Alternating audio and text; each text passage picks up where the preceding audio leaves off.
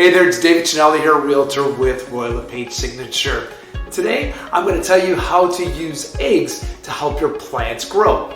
Now, what do eggs and plants have to do with each other? Well, believe it or not, eggshells contain a lot of calcium. So if you are hard boiling some eggs today for breakfast, lunch, whatever you want to use them for, don't throw up that water. Instead, let that water cool down and you can use it to water your plants, especially the plants in your garden. Yes, they will absolutely love all that calcium in the water and they are going to grow bigger and stronger.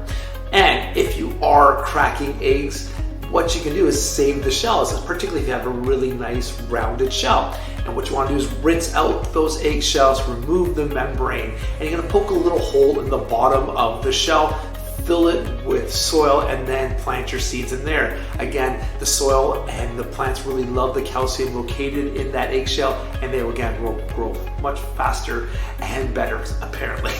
Have a wonderful day, and let me see how your garden is growing. Bye for now.